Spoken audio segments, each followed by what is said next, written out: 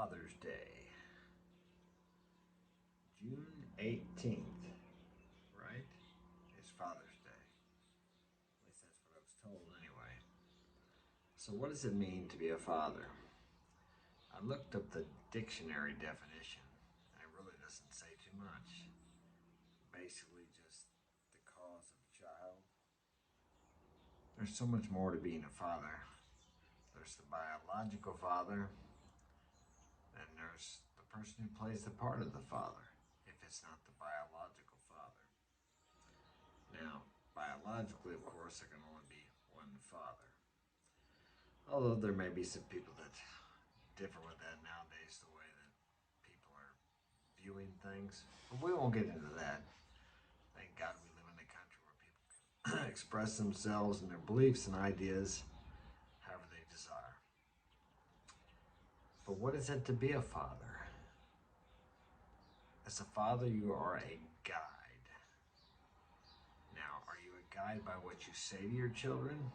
Yes, to a certain degree.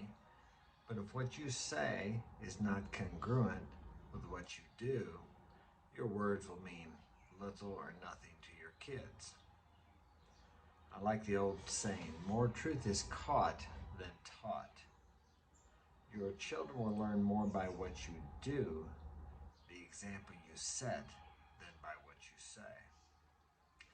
Now, if your actions are congruent with your words, that's even better. But you really need to say very little unless asked. Your kids will watch you and model you and mimic you. And if you have daughters, which I do, I have 3 daughters, I have 5 sons, I had an adopted son. I was married to a woman who had a child. I adopted her son. I don't recommend that. Didn't work out too good. But I was a father to him, of course not biologically, while I was married to her. But he ended up, I think, taking his father's name back, and I haven't seen him for years. But I did what a father was supposed to do, to the best of my ability. So these kids, though, that you raise or bring into the world are going to watch you.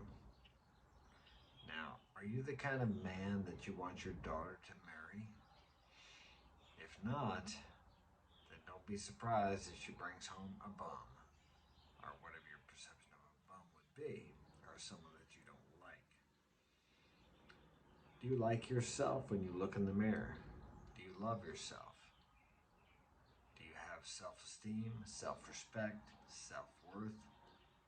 Because if you don't, this is what you're going to pass on to your children. And obviously, any father who loves his child does not want them to suffer with low self-worth, low self-esteem, because from these stem all forms of problems. So as a man, as a father, one of the best things you can do is work on yourself, is to make yourself the best man you can be.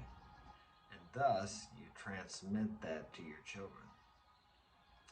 Of course, if you have daughters, you want them to marry a good man. Go look in the mirror. Are you a good man? Do you do charitable things? Do you help people? Are you giving? Are you loving? Are you strong? Are you masculine? Are you independent? Do you have a trust in God? Do you believe in something greater than yourself?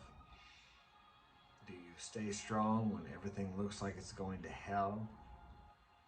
Are you a pillar of strength? Are you the rock for your family? This is what you're called to be as a man, as a father. Now, there may be some people that disagree with me on that, but how many kids have they fathered? It's easy to write books about being a parent when you haven't been a parent. There's as many different ways to parent children as there are children in the world, because every person is unique, every family dynamic is unique, everyone is unique. Now, we all follow certain patterns and characteristics, but we're all unique and we're all different. I have the 6 kids here I've raised by myself for about 12 years, and they each respond to different forms of encouragement, discipline, um, structure. The 3 older boys are quite different than the 3 younger kids. The 3 older ones are all working. The 3 younger ones, sometimes it's difficult to get them to do something, even if I offer them good money. Why is that? Is it the time they were born? They weren't born that many years apart from the others.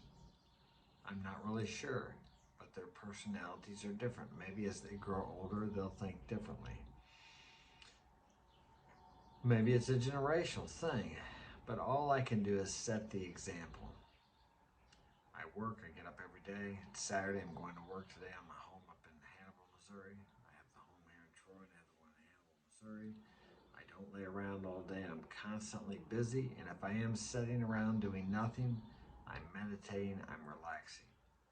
I don't spend a lot of time watching TV. Actually, I haven't watched TV for years, other than when I'm in the airport or somewhere where they have a TV. I just don't watch it. Occasionally, I'll watch a movie. I spend most of my time reading, meditating, contemplating, uh, walking with the kids. We walked down to Sonic the other night to just hang out. It's about quite a mile from here. 4 or 5 of us walked down there.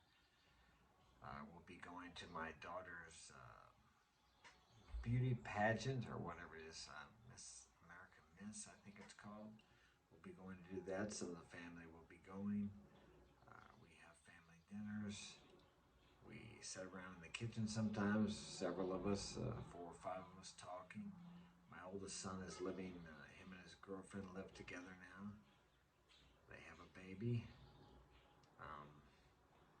But they came over and visit. They're taking me out for Father's Day. The family is. That's orchestrated by the oldest son.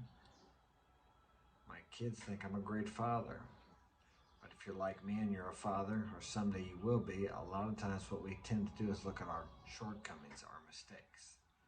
I'm glad they think I'm a great father. I didn't think my father was a great father when I was their age. It wasn't until later on in life that I started valuing and perceiving all the things my father gave me, instead of looking at what I felt like I needed, which I may have, that he didn't give me, that he wasn't able to give me. But I've improved on some of the things my father wasn't able to give me.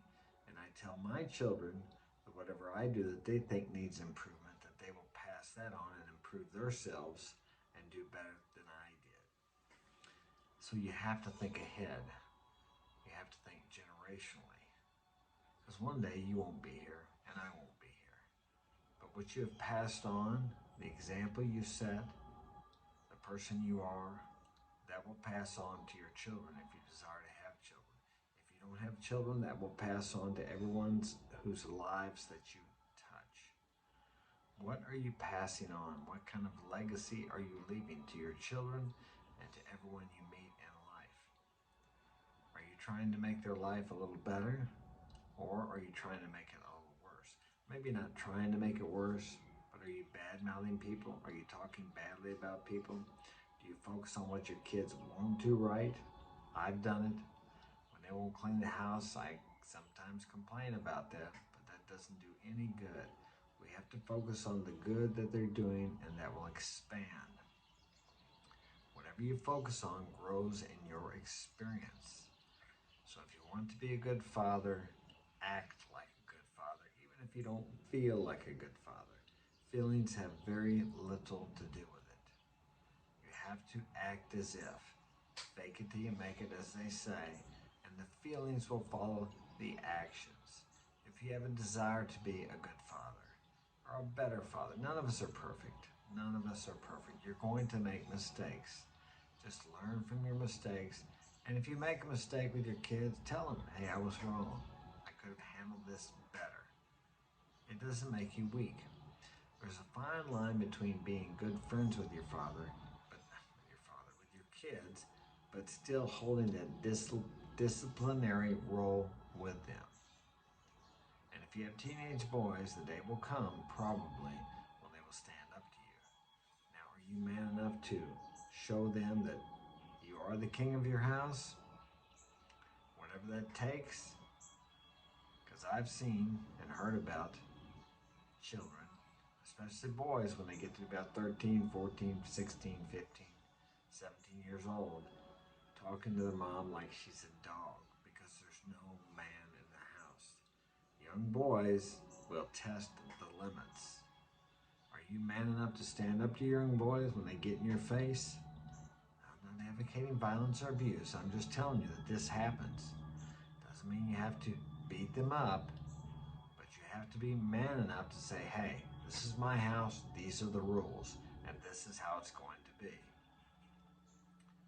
It's happened to me, and we all get along just fine.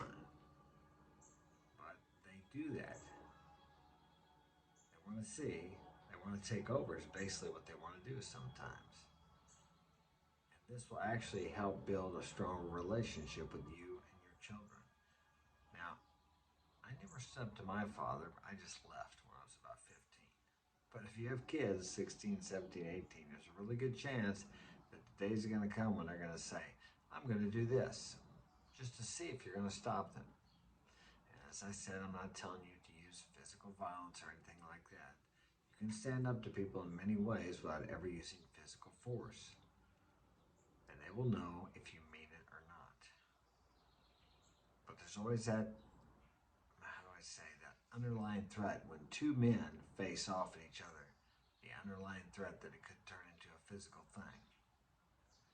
That's something that happens between men that doesn't usually happen between women.